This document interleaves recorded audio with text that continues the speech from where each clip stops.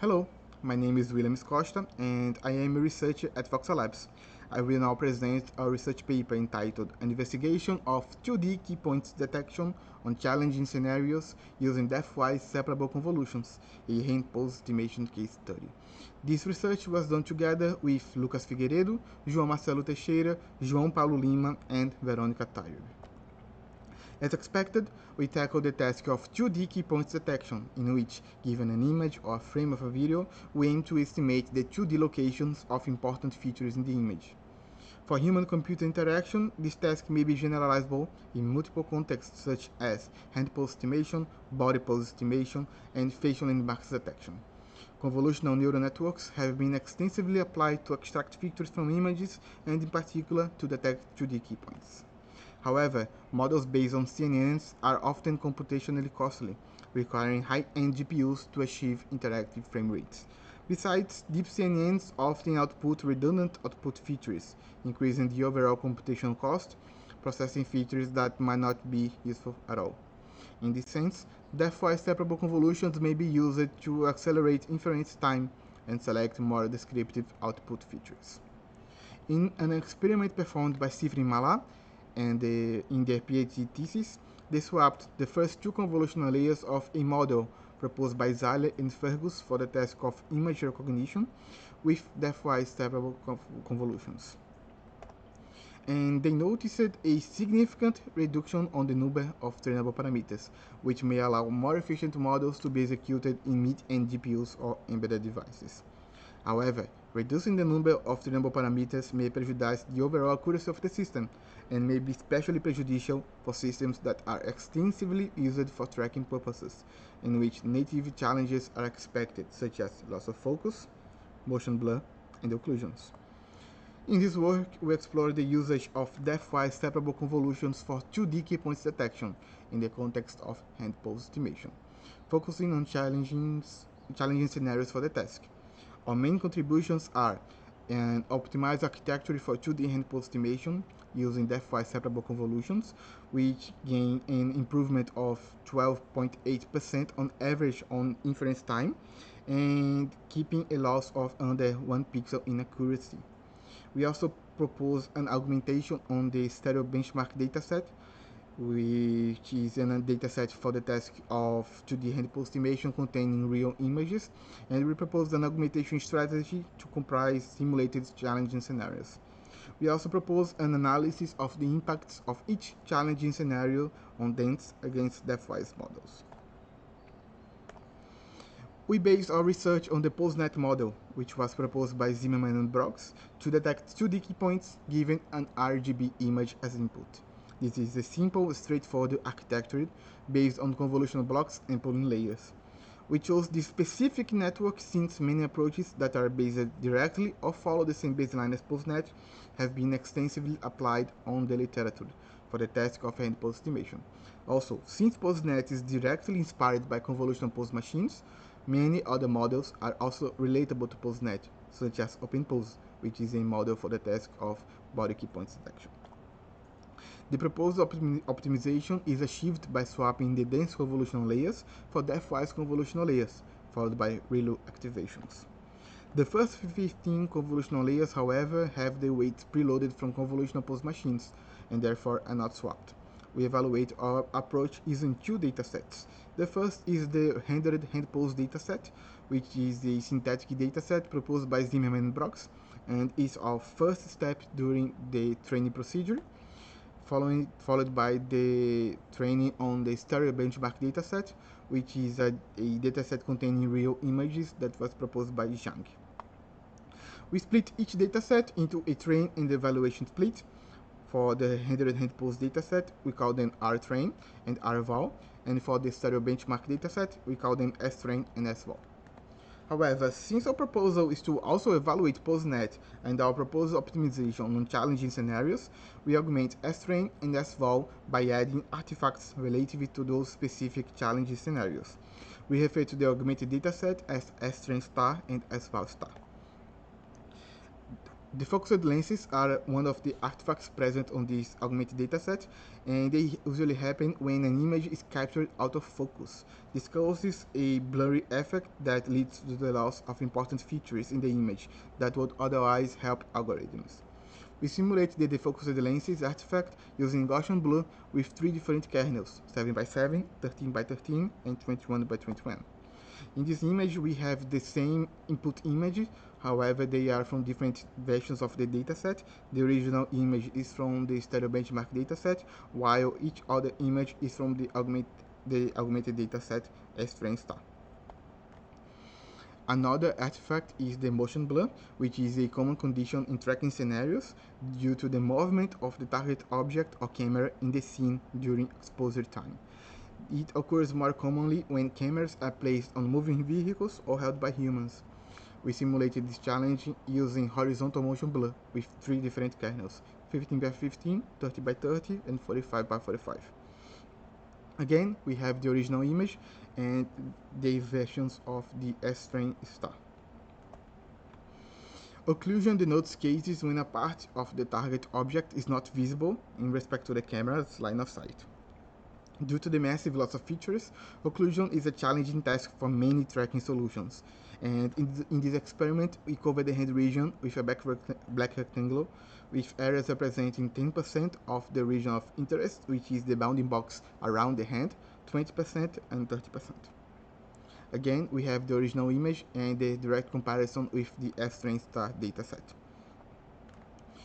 Finally, we have noise, which often denotes unwanted components on the image, and mainly occurs due to faulty camera sensors or transmissions in a noisy channel. We simulate two types of noise, Gaussian noise and salt and pepper noise.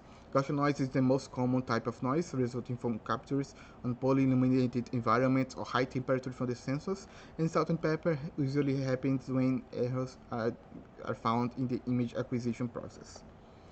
Again, we have on the left an image from the Gaussian noise augmented dataset and its direct comparison with the salt and pepper augmented dataset. To give a brief overview of our approach for this investigation, for each of the proposed augmented datasets, we have an experiment, and at the start of the experiment, we train our PostNet model on the synthetic images using the rendered hand pose dataset. After training on the rendered hand pose dataset, we prepare augmented datasets, which are S-Train star and S-Val star, which contains the artifacts. And we first train on S-Train, and then we evaluate on S-Val star.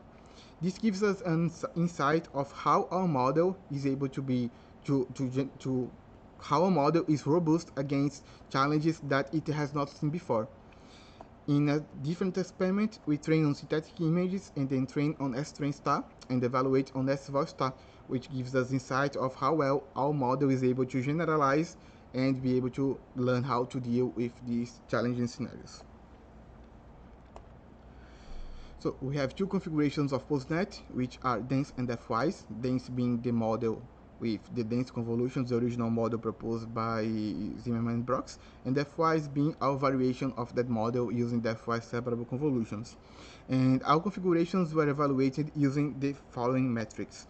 The first metric is the endpoint error, which given the image of a hand, we have the ground truth annotations, which in this example are the green dots, and we have the predictions on this image, in which in this example are the red dots. And we take the difference in pixels between these two values, and we make annotations of this difference. With these annotations, we take the mean of all the difference, all the distance in pixels between each joint. We do this for all images in our dataset, in our test or evaluation dataset, and finally we take the average and the median, and these are two errors metrics that we use in this project. Another error metric we used are the area under the curve, in which, given again the same distance in pixels between the prediction and the ground truth, we add a threshold variable, and for each joint, if the distance in pixels is higher than this threshold, we discard this joint and count it as incorrect. And then we follow to count all of the other joints and take the percentage of the correct key points. In this example, we have a threshold of 10 and a PCK of 0.92, but if we decrease the threshold, which means a more restrictive model, we have a lower PCK. So we calculate the PCK for a variation of thresholds, and the area under this curve is the direct result of this metric. We proceed to evaluate dense and depthwise on SVAL star. Here we have a quantitative evaluation on SVAL. This means that we have compared dense and depthwise configurations on the dataset without the augmentation, without the artifacts, so we can directly compare the performance on the baseline proposed by Zimmerman and Brox. And as we can see, we have a slightly worse performance of the depthwise configuration in all proposed metrics. So, but the difference is always below 1 pixel, and for the AUC, we have a difference of 0.1 in area. Regarding inference time, the depthwise configuration was, in average, 12.83% faster than the dense configuration, and 24.42% in the faster case. In the top row, we have a qualitative evaluation of a few images on the dense model, and in the bottom row we have a few qualitative results on the depthwise model. We now proceed to the evaluation on SVAL star, which is the augmented dataset, and in this table we present evaluation regarding the focused lenses for dense and depthwise configurations, and the third column displays the subtraction between the value from depthwise and dense. Our evaluation pointed to a counterintuitive behavior regarding accuracy related to the blurriness of the image. For all cases, the 21 by 21 kernel seems to be less prejudicial than the 13 by 13 and 7 by 7 kernels.